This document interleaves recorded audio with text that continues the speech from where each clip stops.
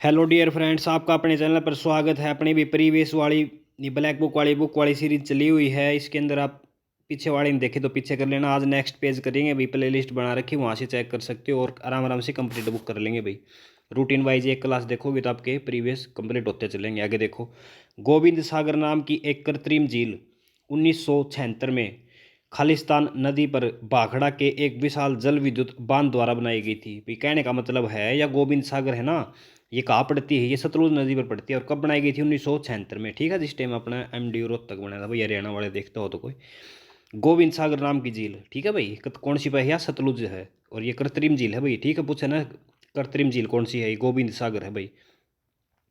पित्तल खालिस्तान एक मिश्र धातु है भाई। पित्तल किस किस से बना है भाई? जस्ता और तांबा से। ठीक है, पित्तल किस किस से बनता है? जस्ता और तांबा से। इंपॉर्टेंट है भाई। देखो, इसके अंदर भी लास्ट में ता आता है और इसके अंदर भी लास्ट में ता आता है। उसे ता से ता आप थोड़ा मैच कर सकते हो।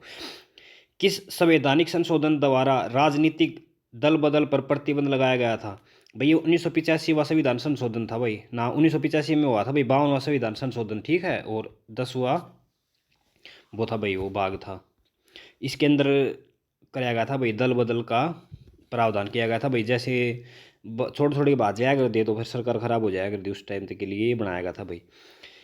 गौतम बुद्ध खालिस्तान को एक पीपल वृक्ष के नीचे, भाई कहने का मतलब है गौतम बुद्ध को ज्ञान की प्राप्ति हुई ना, जब वो कौन से पेड़ के नीचे बैठे थे भाई? गौतम बुद्ध इसके अंदर पीपल के पेड़ के नीचे बैठे थे और बोध गया के अंदर। ठीक है, गौतम बुद्ध को ज्ञान की प्राप्ति कहाँ हुई थी? बोध गया के अंदर। इसीलिए ही इनको भाई गौतम बुद्ध कहने लगे थे। इनका पहले नाम सिद्धार्थ होता था भाई। गौतमी पुत्र सतकर्णी दूसरी शताब्दी ईस्वी में खालिस्तान साम्राज्य के महा के लिख रखे है यार।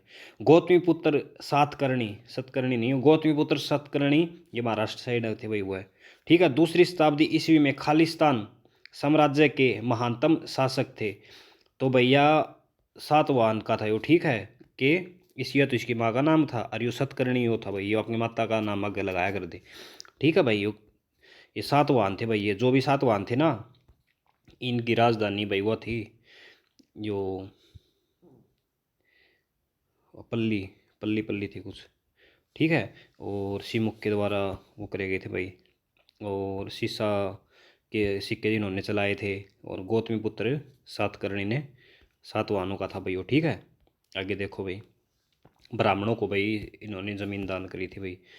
आगे देखो, गोदान मुंशी प्रेमचंद द्वारा लिखी एक उपन्यास है जो खालिस्तान वर्ष में प्रकाशित हुई भाई। गोदान है ना, पहले तो याद करो गोदान किसकी है? मुंशी प्रेमचंद की। और कब प्रकाशित हुई भाई? 1936 में। ठीक है, जो इंडिया ऑल रेलवे वो रेडियो की स्थापना नहीं हुई थी, उस टाइम में भी इसकी स्थापना हुई थी। याद कर लेना। देखो, गोदान गोदान किसकी है? मुंशी प्रेमचंद की है भाई, ठीक है। और 1936 में।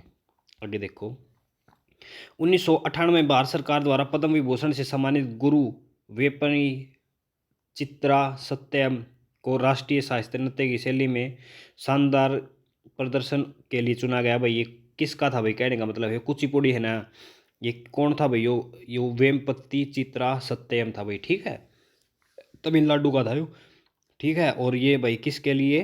कुचिपुड़ी, आंध्र प्रदेश वाले नृत्य है ना, उसके लिए इन्होंने योगदान किया था भाई, ठीक है।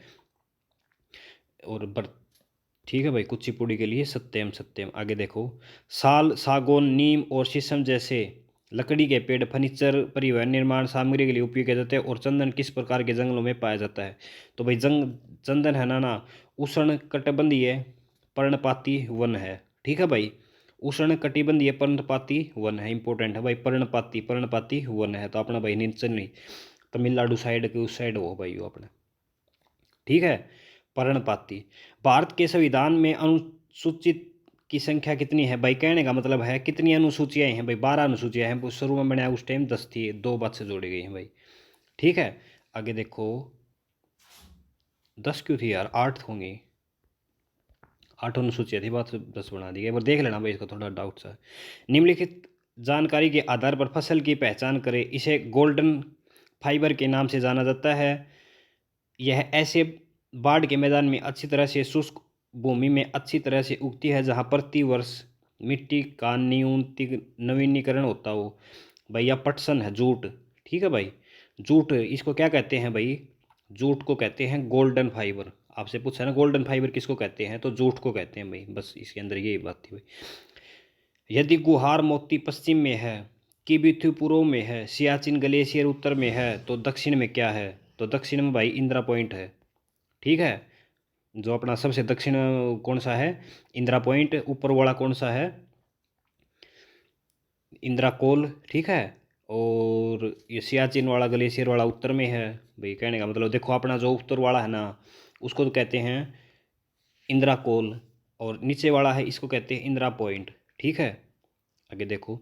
यदि अपशिष्ट पदार्थ पीने से पानी या खारे के स्रोत को दूषित कर दे तो कौन सा रोग फैलता है? तो टाइफाइड। भाई कहने का मतलब है, जो पीने का पानी अगर आप खराब पानी पीते हो ना, तो आपका टाइफाइड या वो मलेरिया ऐसी चीज़ें हो सकती हैं भाई। ठीक है, यदि अपशिष्ट पदार्थ या खराब पानी पी लेते हो आप, जैसे रेलवे पानी पुणे को पी लो, तो उस तो भाई टाइफाइड और आपका मलेरिया ये हो सकते हैं भाई। तो खालिस्तान में जेम्स मिल एक स्कॉटिश अर्थशास्त्री और राजनीतिक दार्शनिक ने एक विशाल 3 खंड का काम ए हिस्ट्री ऑफ ब्रिटिश इंडिया प्रकाशित किया।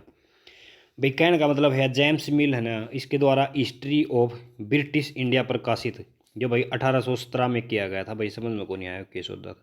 1918 में महात्मा गांधी भारतीय मिल मालिकों और गैर सरकारी अधिकारियों के खिलाफ कपास मिल श्रमिकों के बीच सत्याग्रह आंदोलन आयोजित करने के लिए पहुंचे थे। भाई अहमदाबाद में पूछा था भाई। ठीक है, मिल के लिए। क्रिकेट में मैदान अंडाकार होता है जिसके बीच में एक आयताकार क्षेत्र होता है, पिच के रूप में जाना जाता है, जिसका आकार होता है भाई, पिच का आकार कितना होता है भाई? 22 गज। ठीक है, 20.12 मीटर गुणे 10 फीट। ठीक है भाई, 10 1 फुट का हो भाई, 22 गज हो हैं। ठीक है, और 10 फुट का एरिया हो भाई हो। चलो भाई आगे, 10 फुट तो क्यों है यार?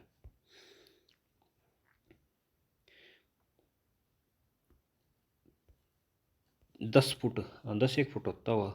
अब भाई छोटी बड्डी अपने तो बना लें काम में, याद कर लेना भाई, इंपॉर्टेंट है। 22 गज याद कर लेना, 22 ही पूछा जाता है ज़्यादा तो। ठीक है, फिट फाट नहीं पूछा जाता।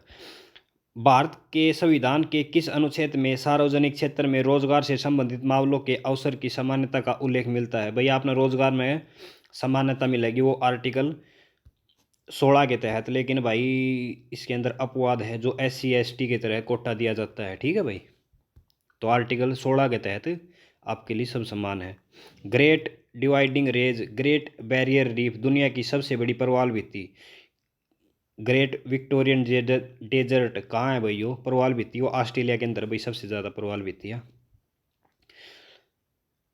यो भाई मर जाओ प्रवाल भी मर के, और वो जीव है वो मतलब इकट्ठे होते जाओ सेवाल, तो वह प्रवाल भी मतलब एक दीवार सा टाइप का निर्माण कर दे। फिर आगे देखो। सरकार के किस रूप में अंतिम निर्णय लेने की शक्ति लोगों द्वारा चुने गए व्यक्तियों के पास होती है लोकतांत्रिक में? ठीक है भाई, आगे देखो। ज्योतिबा फुले ने 1873 में गुलामगिरी किस भाषा में लिखी? मराठी में। ठीक है भाई, ज्योतिबा फुले की है ये भाई गुलामगिरी। गुलामगिरी किसकी है? ज्योतिबा फुले की है गुलामगिरी, और इन्होंने मराठी भाषा में लिखी थी भाई। इंपॉर्टेंट आगे देखो, ज्योतिबा फुले जिन्होंने महिला विश्वविद्यालय बनाया था भाई। भारत में किस फसली मौसम में तरबूज खरबूजा आदि, भाई ये जायद फसलें होती है, एक खरीफ फसलें होती हैं, एक रबी फसलें होती हैं, और एक ये अपनी भाई जायद फसलें होती हैं, जो कि बीच में बोई जाती हैं। ठीक है, जो यानी कि मार्च से मई तक बोई जाती हैं, वो जायद फसलें होती हैं भाई। और गेहूँ गाँव होते हैं वो रबी होते हैं, और यो बाजरा कपास ये अपने भाई खरीफ होती है। सिंधु घाटी सभ्यता के किस स्थल में द ग्रेट बहुत विशाल स्नागार पाया जाता है? भाई मोहनजोदड़ो में है। ठीक है, मृतकों का टीला इसका नाम है भाई। आगे मानस राष्ट्रीय उद्यान, काजीरंगा राष्ट्रीय उद्यान किस राज्य में है? ये भाई मानस, और ये है ना अपने अरुणाचल में पड़े, असम में पड़े की।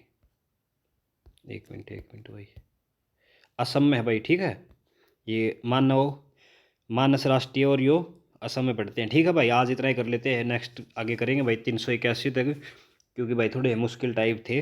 तो देख लेना भाई, आराम आराम तो कंप्लीट बुक हो जाओगी भाई। पढ़ो रोज़, लेकिन पढ़ो ज़रूर, बिल्कुल चीज़ थोड़ा पढ़ो। ठीक है, वीडियो देखने धन्यवाद, आपका जल्द सिलेक्शन हो भाई। जब तक के लिए जय हिंद।